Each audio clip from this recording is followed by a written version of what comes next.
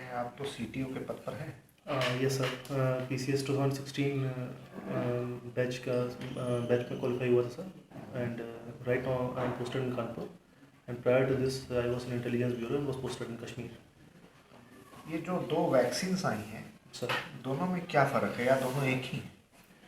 Sir, India ने जिन 2 vaccines को अभी अप्रूवल दिया है, तो first one is Covishield, that is of Oxford University and Serum Institute. Oxford और Oxford and Serum Institute, India में सर सीरम इंस्टीट्यूट है, और एस्ट्राजेनेका कंपनी है, बेसिकली स्वीडिश कंपनी, जिन्होंने मिलकर इस पर रिसर्च किया है। इंडिया में जो को प्रोड्यूसर है वो सीरम इंस्टीट्यूट है। And the second one is indigenous Bharat biotech की वैक्सीन है सर, कोवैक्सिन। सर दोनों में अंतर ये है कि ऑक्सफोर्ड जो कोविशील्ड वैक्सीन है, ये बेसिकली एक वायरस को यूज़ कर रही है, जो कि कॉमन कोल्ड का वायरस है, अलग अलग तरह के चिंपैंजी में, बेसिकली चिंपैंजी का वायरस है। और ये जब वायरस शरीर के अंदर जाता है, वेक्टर वैक्सीन है बेसिकली, जब वायरस शरीर के अंदर जा रहा है तो ये एक इम्यून रिस्पॉन्स पैदा कर रहा है, क्योंकि स्पाइक प्रोटीन जनरेट कर रहा है। तो बेसिकली ये वैक्सीन स्पाइक प्रोटीन के खिलाफ इम्यूनिटी दे रही है। और जो हमारी कोवैक्सीन है सर, वो जैसी डॉक्टर ओलिवर का नाम सुना है आपने? No sir, sorry sir.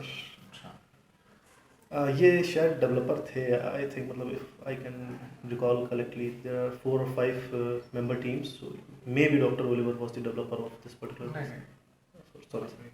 उनका एक प्रिंसिपल है जो इस वैक्सीन में इस्तेमाल हो रहा है। एनीवे, छोड़िए आप वो बात। आज का न्यूज़पेपर पढ़ा आपने? Sorry sir. नहीं पढ़ा? जी अच्छा, चलिए। हाल में प्रधानमंत्री मोदी जी ने कल ही बल्कि जी केवड़िया से भारत के अनेक हिस्सों को जोड़ने के लिए 8 विशेष ट्रेनों की शुरुआत की है। वो कौन कौन से क्षेत्र हैं और क्या इसका महत्व है? सॉरी सर, जानकारी नहीं है। अच्छा, स्ट्रॉबेरी महोत्सव प्रदेश सरकार की बड़ी महत्वाकांक्षी योजना है जो शुरू हुई है अभी कल। कहाँ से और क्या उसका विशेष महत्व है उत्तर प्रदेश के संदर्भ में? स्पेसिफिकली मुझे इसकी जानकारी नहीं है, इसलिए मैं स्किप करना चाहूँगा सर। अच्छा, स्ट्रॉबेरी के बारे में कुछ जानते हैं और उत्तर प्रदेश का स्ट्रॉबेरी से क्या संबंध है? Sir strawberry is a type of fruit basically, और चलिए, अच्छा ये बताइए, आप ने अपने ऑफिस बतौर सीटीओ ज्वाइन कर लिया है? जी सर, अभी ट्रेनिंग फेज़ में है, तो अभी चार्ज नहीं मिला है, अभी सिर्फ इनिशियल अटैचमेंट है सर। तो कुछ ट्रेनिंग वगैरह कंप्लीट करने के बाद आपने क्या जाना जीएसटी के बारे में? सर जीएसटी बेसिकली वैट को रिप्लेस कर रहा है, और बहुत स्टेट में, और बहुत सारे सेंट्रल और स्टेट टैक्सेस को अपने आप में सब्स्यूम किए हुए हैं। 101st कॉन्स्टिट्यूशनल अमेंडमेंट से बेसिकली ये लागू किया गया है। It should have been a good and simple tax, but it has become a very complicated tax. Why? Sir actually right now we are going through the stage of transition, मतलब basically कब तक transition करेंगे? 1 जुलाई 17 से लागू है, 21 आ गया है, अभी ट्रांजिशन नहीं है। सर कितना लंबा ट्रांजिशन चलता है भाई? दुनिया में इतना लंबा ट्रांजिशन टैक्सेशन सिस्टम में हमने तो नहीं कहीं पढ़ा। सर ये थर्ड वर्ल्ड कंट्रीज़ के साथ, या खास तौर पे इंडिया के साथ, जहाँ पर इतना बड़ा ब्यूरोक्रेटिक स्ट्रक्चर है और बहुत सारे तो आप टैक्सेस। कहिए ना, आप इसके लिए तैयार ही नहीं थे। आप इसको स्वीकार कीजिए कि आप इसके लिए अभी तक जीएसटी के लिए आपके पास infrastructural, office staff, equipment, personal, digital setup था ही नहीं। सर हम लोगों के पास सेटअप की कमी नहीं थी, इसमें बेसिकली सर जो बिहेवियरल चेंज है वो भी बहुत हद तक मैटर करता है। देखिए पहली बार ऐसा हुआ है कि लोगों को जिनको टैक्स अपनी तरफ से भरना है, उन्हें अपनी तरफ से इनिशिएटिव लेना पड़ रहा है, उन्हें बार बार फाइलिंग करनी पड़ रही है। और looking at the level of illiteracy and more importantly functional illiteracy, तो यहाँ पर भी एक बहुत बड़ी समस्या जनता के साथ, लोगों के सामने आ रही है। सेकेंडली सर, अभी वैट की बहुत सारी फाइल्स हैं जो भी कंप्लीट नहीं हो पाई हैं स्टेट में। तो ये जो फेज़ है, जब तक लोग अपनी तरफ से हैबिचुअल नहीं हो जाएंगे इन चीज़ों बतौर सीटीओ आपने कुछ काम किया है? आपको कोई विशेष दायित्व दिया गया है कि अभी नहीं? सर अभी चार्ज नहीं मिला है सर, अभी हम लोग ट्रेनिंग फेज में हैं सर। अच्छा, प्लीज। आप बिलोंग कहाँ से करते हैं? सर लखनऊ से। लखनऊ से। और आपका एजुकेशनल क्वालिफिकेशन क्या क्या है? सर मैंने ग्रेजुएशन किया है लखनऊ यूनिवर्सिटी से, BSc physics maths and statistics. अच्छा, after that I started preparation. Okay. तो ये जो आप स्विच कर रहे हैं आईबी से सीटीओ स्विच किया और सीटीओ से फिर जा रहे हैं, सर तो पहला जो आपका जॉब था वो कितने दिन आपने किया था? सर ट्रेनिंग फेज को अगर मिला लें तो लगभग 8 से 10 महीने सर। 8 से 10 महीना। आपका शैक्षणिक पृष्ठभूमि आपकी है फिजिक्स और मैथ की, सर आपने आईबी किया और सर। अभी आप इसके लिए जा रहे हैं, तो आपको नहीं लगता कि आपने जो किया वो आपका पढ़ा जो आपका एजुकेशनल जो बैकग्राउंड था सर वो कहीं ना कहीं व्यर्थ हो जाएगा? सर मुझे ऐसा नहीं लगता है, क्योंकि हम किसी भी जॉब में रहें कुछ बेसिक जो हमारी चीज़ें मैथमेटिक्स या फिजिक्स वो एक जगह यूज़ हो ही जाती हैं, मतलब फिजिक्स को आप एडमिनिस्ट्रेशन में कैसे यूज़ करेंगे?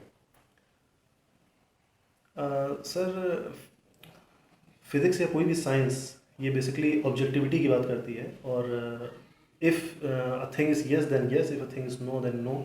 And in the time of digital administration and artificial intelligence ये बहुत ही ज़्यादा डिमांड भी है हमारे एडमिनिस्ट्रेशन से कि हम न्यूट्रलिटी और ऑब्जेक्टिविटी के साथ काम करें। तो ये एक बिहेवियरल प्रोसेस होती है जो फिज़िक्स और मैथमेटिक्स खास तौर पे हम लोगों को देती है या अपने स्टूडेंट्स को देती है कि हम चीज़ों को ब्लैक एंड वाइट में देखना पसंद करते हैं। Undoubtedly, there is a very large gray area in between, but the more we see things in black and white, more better would be our. आपको लगता है कि स्पेशलाइजेशन बढ़ना एडमिनिस्ट्रेशन में इम्पोर्टेंट है, आज की रिक्वायरमेंट है कि नहीं है? सर सेकेंड ARC ने होता कमेटी ने सबने इस चीज़ की बात की है कि डोमेन नॉलेज होना बहुत ज़्यादा ज़रूरी है, और स्पेशलाइजेशन आज के समय में सिर्फ एडमिनिस्ट्रेशन में से हर एक जगह इस चीज़ की मतलब इम्पोर्टेंस बढ़ती चली जा रही है। हम लोग जिस फेज़ में एंटर कर रहे हैं वो वाली फेज़ शायद हम लोगों की नहीं रहेगी कि हम लोग एक बार ग्रेजुएशन या पोस्ट ग्रेजुएशन करके अपनी नॉलेज एक्वायर कर लें और उसके बाद वो ज़िंदगी भर काम आएगी। Now whole humanity is moving in the era of continuous development. आज जो चीज़ें काम कर रही हैं सिर्फ 2 साल बाद वो सारी चीज़ें ख़त्म हो जाती हैं। बहुत रिसेंट एग्जांपल हम लोग सिनेमा थिएटर से देख सकते हैं, OTT कंटेंट आ गया, नेटफ्लिक्स आ गया, सारी चीज़ें बंद हो गई, जो लोग वहाँ काम कर रहे हैं तो बेरोजगार हो गए। नॉट अच्छा, आपकी हॉबीज़ क्या क्या हैं? Sir hobbies basically I use to listen Hindi poetry and some. Now you don't listen? जब भी मुझे टाइम मिलता है तो मैं हिंदी नहीं, टाइम मिलता है या हॉबी ऐसी चीज़ होती है इसके लिए आप टाइम निकालते हैं? सर पूरा प्रयास करते हैं कि मुझे टाइम मिलता रहे, मैं टाइम निकालता रहूँ इसके लिए। और इसके अलावा some sort of sports like badminton, cricket. Cricket आज का मैच आपने देखा? सर देख नहीं पाए थे सर, सुना था इंडिया ने ऑस्ट्रेलिया को हरा दिया है, और पहली बार 32 सालों में ऐसा हुआ है कि हम लोगों ने टेस्ट सीरीज़ वहाँ जीती है, और जिस ग्राउंड पे जीती है the Gabba, the name of ground is, so that is 32 years record that we have. ठीक है। क्रिकेट का आप मुझे बता सकते हैं 3 फास्टेस्ट बॉलर्स या बॉल्स जो अभी तक डाली गई हैं वो किसने डाली हैं? सर शॉन टेट ने स्पीड उनकी 161 के आसपास थी, ब्रेट ली ने डाली है और शोएब अख्तर ने डाली है। क्रम में यही है क्या? Sir 161 to 162 are the 3 fastest balls. Points में सर डिफरेंस रहा है और ये तीनों लोग 161 टच किया है सर इन लोगों ने, तो एग्जैक्टली मुझे अच्छा वो छोड़िए, red ball, pink ball, white ball, sir इन तीनों में डिफरेंस क्या है? सर जो मूवमेंट है वाइट बॉल का, वाइट लेदर का, वो काफ़ी ज़्यादा होता है। जनरली ये वनडे या 2020 में यूज़ होती है। रेड बॉल की ड्यूरेबिलिटी बहुत ज़्यादा होती है और धीरे धीरे रेड बॉल पुरानी होती है, शाइन धीरे धीरे लूज़ करती है, तो इसीलिए इसको टेस्ट मैच में यूज़ किया जाता है।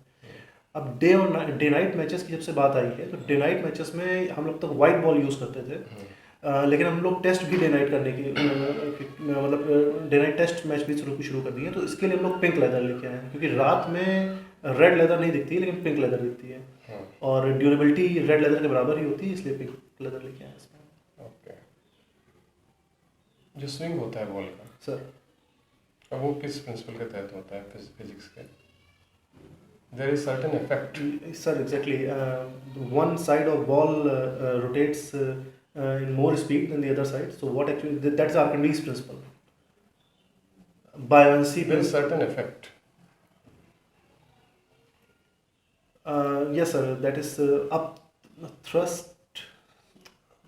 Sir, actually, what happens? I know. I understand. अरे ओके लीव इट।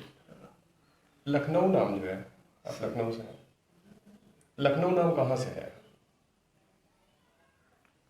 व्युत्पत्ति क्या है इसकी? सर, पहले जगह का नाम लक्ष्मणपुरी था और उसके बाद धीरे धीरे वो चेंज होकर लखनऊ हुआ है। उत्पत्ति के बारे में सर जानकारी नहीं है sir, sorry sir. Okay. Urdu poetry बोला ना आपने कि Hindi poetry? Sir Hindi poetry. Hindi poetry किसको किसको सुनना पसंद करता है? सर गोपाल दास नीरज जी को सुना है, वसीम बरेलवी जी को सुनते हैं, और इसी तरीके से मतलब स्पेसिफिक चॉइस सर कोई नहीं है। रामधारी सिंह दिनकर जी को। तो दिनकर की बताइए, किताब एक बहुत फेमस है। सर रश्मिरथी है। तो कुछ सुनाइए उससे, 4 लाइन 5 लाइन 6 लाइन जो भी आपको याद है। सर कृष्ण जी जब दुर्योधन के सामने जाते हैं तो बहुत ही फेमस तृतीय सर्ग में रश्मिरथी के बहुत ही फेमस ये कंटेक्स्ट है जिसमें कृष्ण की चेतावनी के नाम से इसे जाना जा रहा है, और ये अपने आप बहुत लंबी करता है। तो ये सर कुछ इस तरह शुरू होती है कि भीषण विध्वंस बचाने को जब वर्षों तक वन में घूम घूम घूम बाधा विघ्नों को चूम चूम, सह धूप घाम पानी पत्थर, पांडव आए कुछ और निखर, सौभाग्य न सब दिन सोता है, देखें आगे क्या होता है। इसी तरीके से शुरू होती है। इस पर मुझे वर्क करना है एक्चुअली, ये मैं याद हर बार करके जाता था, इस बार मैंने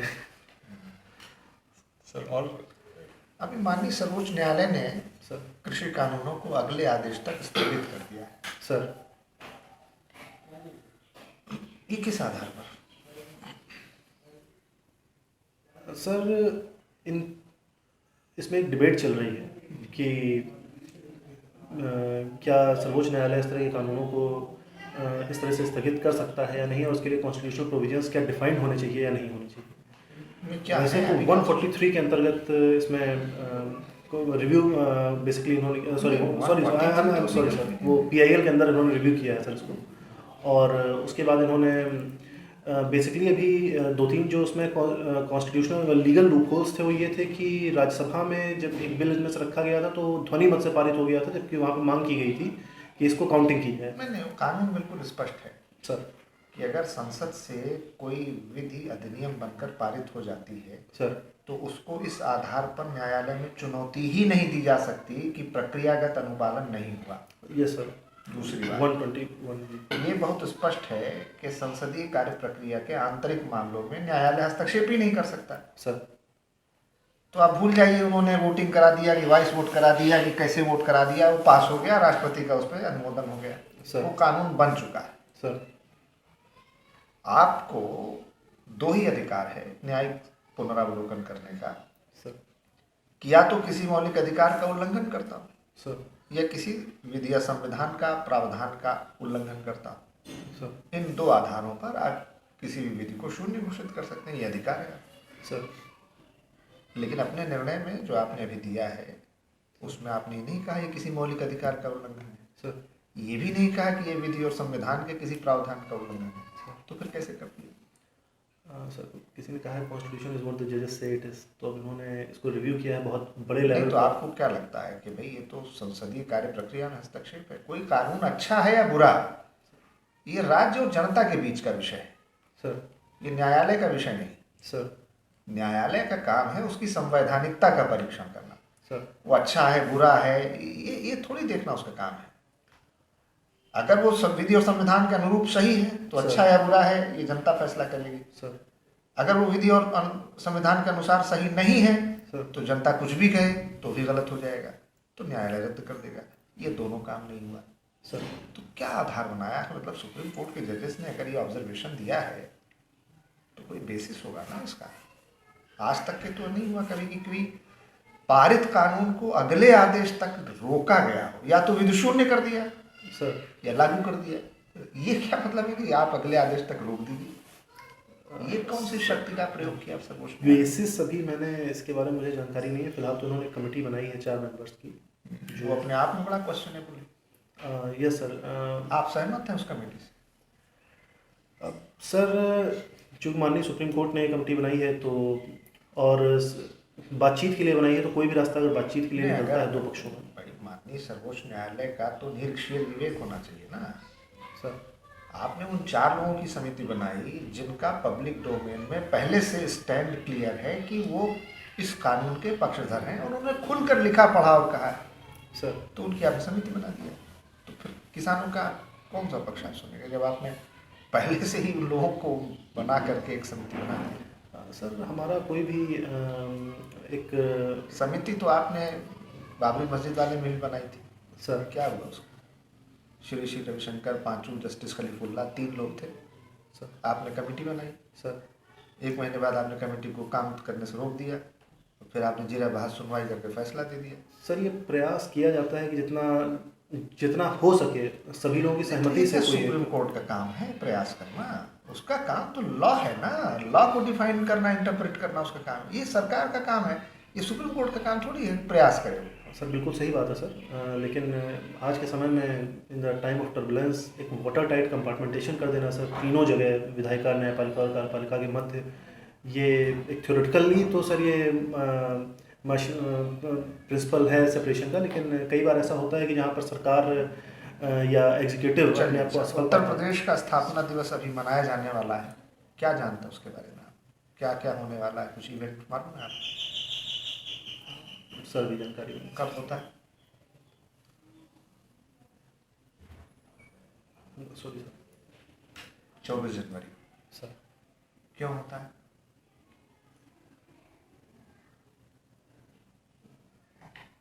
चलिए, इस बार के प्रवासी भारतीय दिवस की थीम और विशेषताएं क्या थी, कौन था इस बार? सर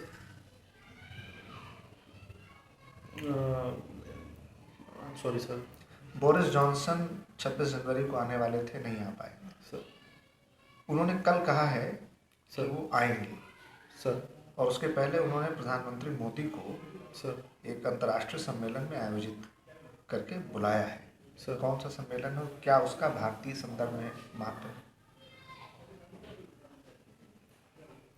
सॉरी क्लाउड डिप्लोमेसी क्या होती है?